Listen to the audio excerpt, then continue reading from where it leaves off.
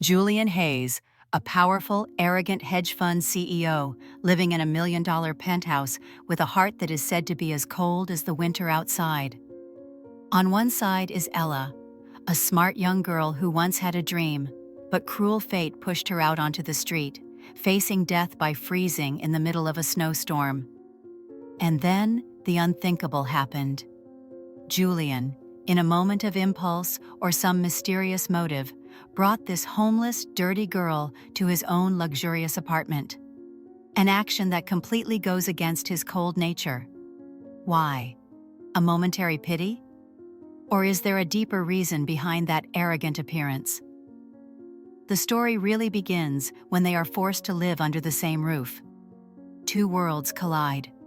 Shyness, inferiority complex, confront curiosity, and hidden changes.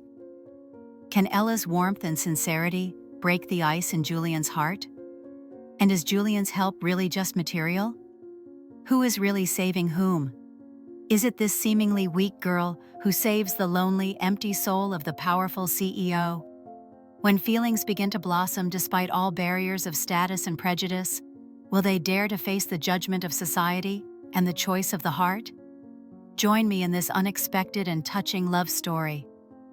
Manhattan is in the grip of one of the worst blizzards in years. Outside, the wind howls through the skyscrapers like hungry wolves, and heavy snow turns the streets a cold white. But inside his lavish penthouse on the top floor of a tower overlooking Central Park, the world is different.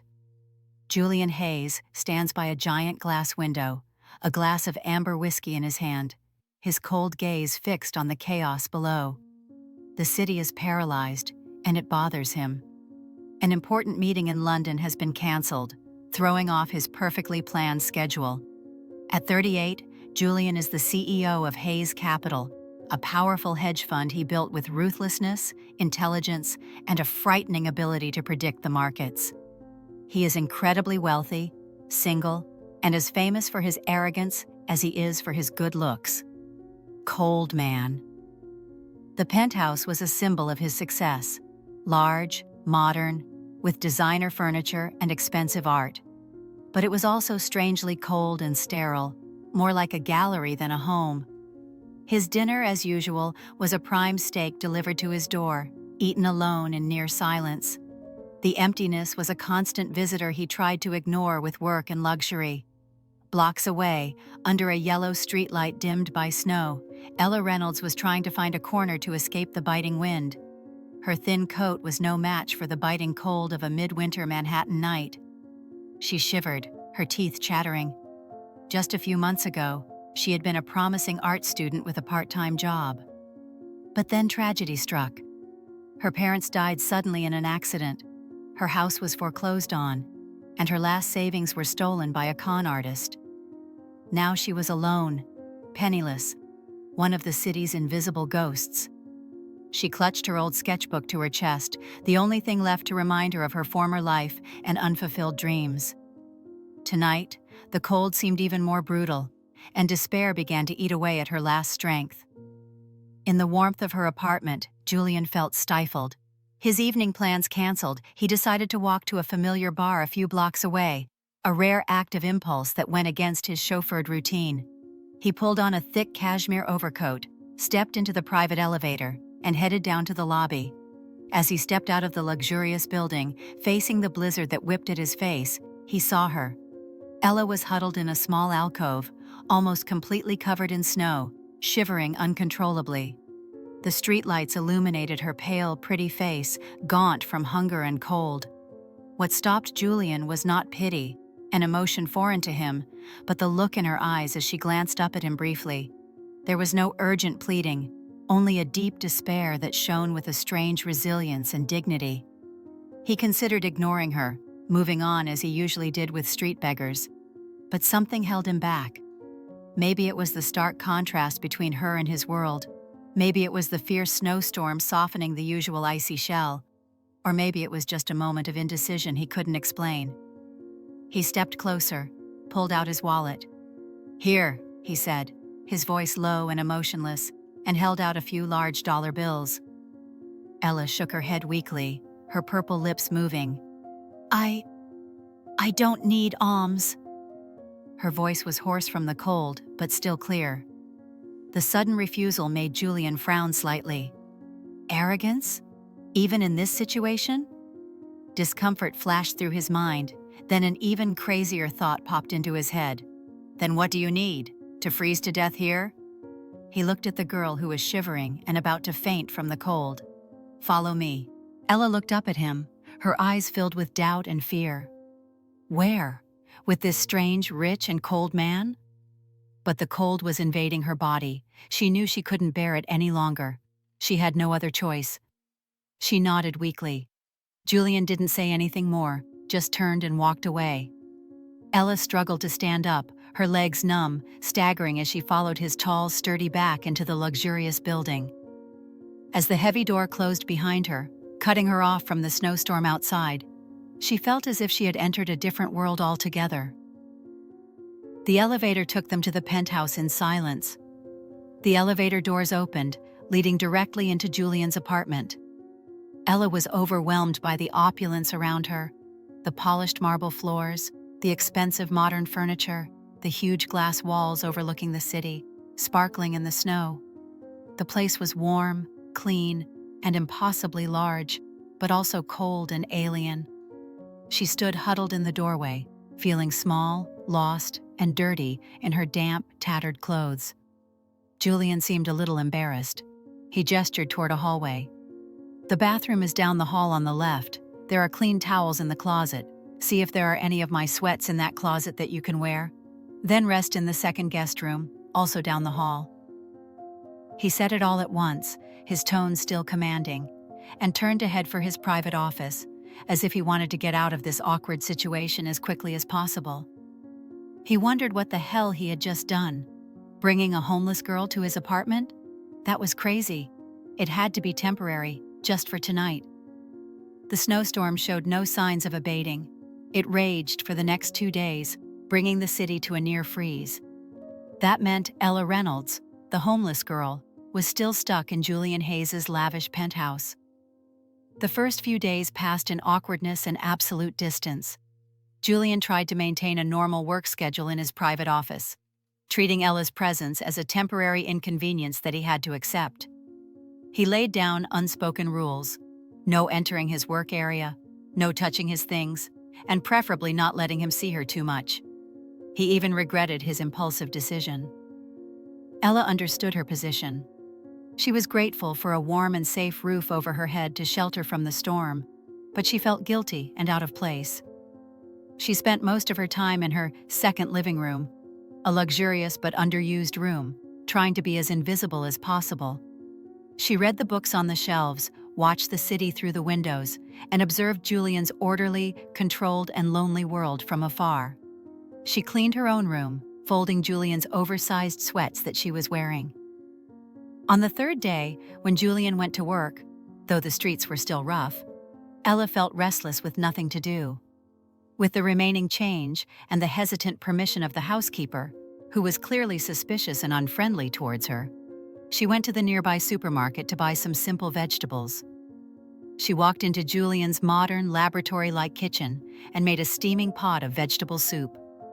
The warm, homely aroma of sautéed onions, carrots, and celery filled the apartment, a scent completely foreign to the space that usually smelled of expensive perfume or freshly brewed coffee. That evening, Julian returned home, tired and a little grumpy from work. As soon as he stepped out of the elevator, he stopped. The smell of soup? He followed the scent into the kitchen and found Ella ladling soup into a small bowl. She jumped when she saw him, her face flushing slightly. I'm sorry. I just wanted to make something warm. If you don't like it?"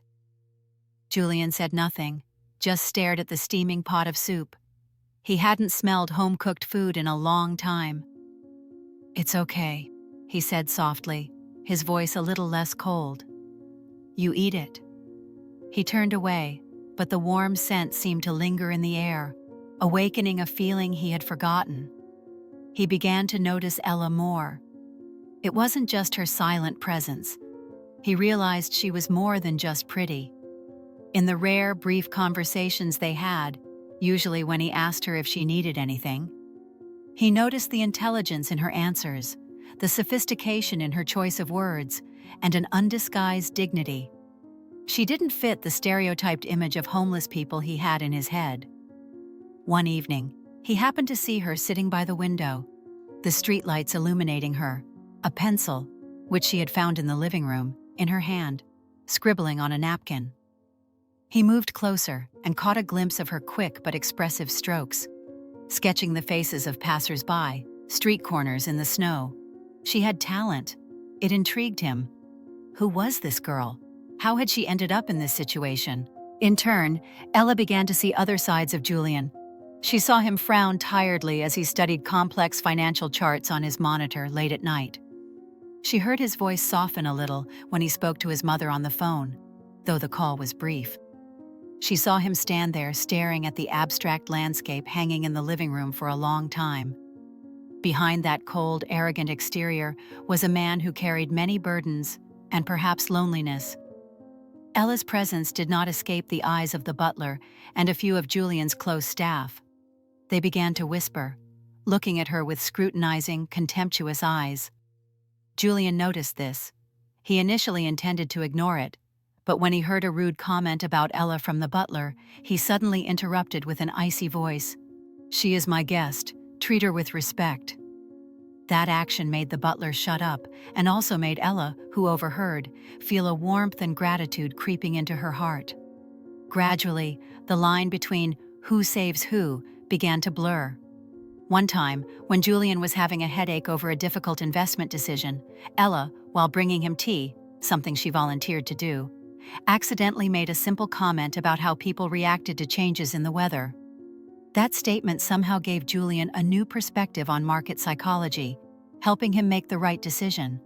He didn't say it, but he was aware of it. He also realized that her quiet presence in the large apartment made it feel less empty, less lonely. He had offered her a large sum of money to start over, but she had refused gently but firmly, saying that she just needed a chance to stand on her own 2 feet. Julian was beginning to understand that helping was more than just throwing money. As the snow began to melt and the streets of Manhattan slowly returned to their bustling rhythms, the question of where Ella would go became urgent. But both Julian and Ella seemed to be avoiding the subject. Their reluctant coexistence had gradually become a habit, a strange arrangement that brought an unexpected sense of stability to both of them. The invisible walls between them began to crumble. The conversations became more frequent and deeper.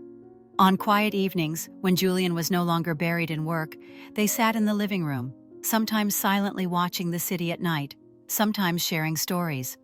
Ella talked about her passion for art, her dream of opening a small gallery, about the pain of losing her family. Although still reserved, she began to trust Julian more. In return, Julian also revealed a little about the pressure to maintain the Hayes capital empire, about the expectations of his late father, about a broken love in the past that made him closed off. This sharing created an invisible but strong bond between two people from two completely different worlds.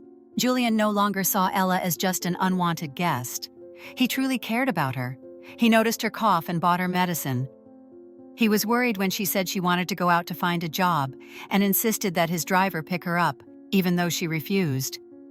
He even went out himself to buy her some new clothes, not luxury brands, but simpler, warmer, and more fitting clothes, showing his delicate care.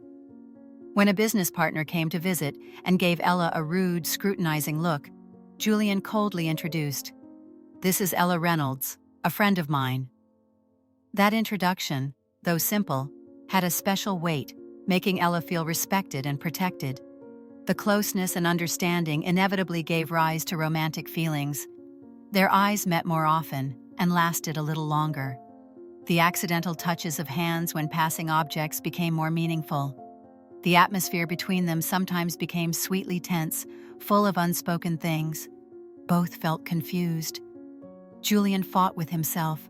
His reason screamed that this was wrong, inappropriate. Who was she? A homeless girl he had met by chance. How could he, Julian Hayes, have feelings for her? His inherent pride and fear of judgment kept him at a distance, but his heart did not listen. He was drawn to Ella's warmth, sincerity, and hidden strength. Ella is equally confused. She is touched by Julian's kindness and transformation. She is attracted to his intelligence, his complexity, and his loneliness. But her inferiority complex, her fear of being hurt again, and her clear awareness of the chasm between them keep her from dreaming. Is it just gratitude, or is it something deeper? Just as their feelings are starting to grow complicated, trouble strikes. Somehow, news of CEO Julian Hayes harboring a mysterious homeless girl in his penthouse apartment is leaked. The tabloids start to spread rumors, fabricating false stories.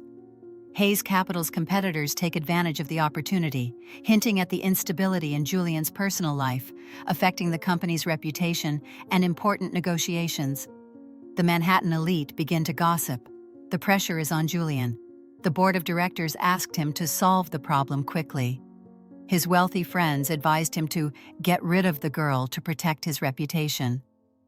Facing the media storm and pressure from all sides, Julian finally realized how important Ella had become to him. She was no longer a burden or an inconvenience. She was the glimmer of light in his life, which had been filled with work and loneliness. She was the one who made him laugh for the first time in years. She was the one who reminded him of the simple values he had forgotten. Protecting her now meant protecting the most human, happiest part of him that was reviving. Ella, upon learning of the troubles her presence had caused Julian, felt miserable and guilty. She felt that she was the cause of the storm that had taken her in. She realized that, no matter how much their feelings blossomed, their worlds were still too different. To protect him, perhaps the best thing for her to do is leave. The crisis comes to a head when a tabloid publishes malicious, fabricated information about Ella's past, deliberately defaming her and Julian. The Hayes Capital Board of Directors puts intense pressure on Julian, demanding that he make an official statement and end all ties with that scandalous girl, or his position as CEO will be threatened. Meanwhile, Ella, with a heavy heart, quietly packs up her few belongings. She leaves a brief letter thanking Julian for everything and explaining that she has to leave so as not to affect his life. She leaves the penthouse early one morning, returning to the uncertainty of the Manhattan streets. When Julian discovers the letter and Ella's disappearance, an unprecedented sense of loss and panic engulfs him. Career, reputation, money, all the things he once considered the most important, suddenly became meaningless. He realized that losing Ella was more terrifying than losing all of those things. The arrogant, cold Julian of the past had truly disappeared, giving way to a man who knew how to love and was afraid of being hurt. He did not hesitate. He called an emergency press conference right in the lobby of Hayes Capital. In front of a series of cameras and the curious eyes of the media, Julian Hayes did something no one expected. He did not deny, did not avoid. He frankly admitted that he met Ella in difficult circumstances, invited her to live with him, and affirmed that she was a strong, kind, and dignified woman. He condemned the fabricated rumors and declared that he would use all legal resources to protect her honor. Most importantly, he looked straight into the camera, his voice firm and sincere. Ella Reynolds is not a burden or a scandal. She is someone who has brought light into my life. If it is wrong to care about someone like her, then I am willing to accept all the consequences. He ended his speech by announcing that he would temporarily step down from his direct executive position at Hayes Capital to deal with personal matters. Julian's actions shocked the financial and media world, but he did not care. Immediately after the press conference, he rushed to find Ella. He went to places she might go: temporary shelters, public libraries, street corners he vaguely remembered her mentioning. Finally, he found her sitting quietly in a cozy little cafe in Greenwich Village, sketchbook in hand. When Ella looked up and saw Julian enter, her eyes widened in surprise, then filled with tears. He came and sat across from her, his hand still shaking slightly with emotion. "Don't go, Ella," he said softly, his voice filled with urgency and undisguised love. "I've told the world. You're not a burden. You mean everything to me." Ella looked at him, saw the sincerity in his eyes, the determination in his actions through the news she had just read on the phone of a nearby customer.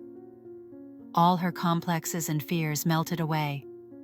She realized that their love, although it had begun strangely, was extremely strong and real. She deserved this love, and Julian deserved happiness too. "I'm not going anywhere, Julian," she whispered, reaching out to take his hand. They didn't need a lavish wedding or the approval of high society to affirm their love. Julian, despite temporarily leaving his position as CEO, still used his influence and finances to establish a foundation to support disadvantaged young people pursuing art and education, inspired by Ella's own story. Ella, with Julian's encouragement, began to confidently pursue her passion for painting, her works gradually gaining attention for their authenticity and deep emotions. They moved to a smaller, cozier apartment, where Julian learned to cook simple meals with Ella, where laughter and conversation filled the void. Sometimes, looking back, they still wonder who really saved whom on that fateful winter night. But the answer no longer matters. What matters is that they found each other, and in the process of saving each other, they found love and a true home in each other's arms. Julian found his soul beneath the shell of power, and Ella found strength and a future in the darkest place. Thank you for taking the time to listen to this story. If you like this content, don't forget to click like, share this story with your friends and family, and subscribe to the channel so you don't miss more meaningful stories.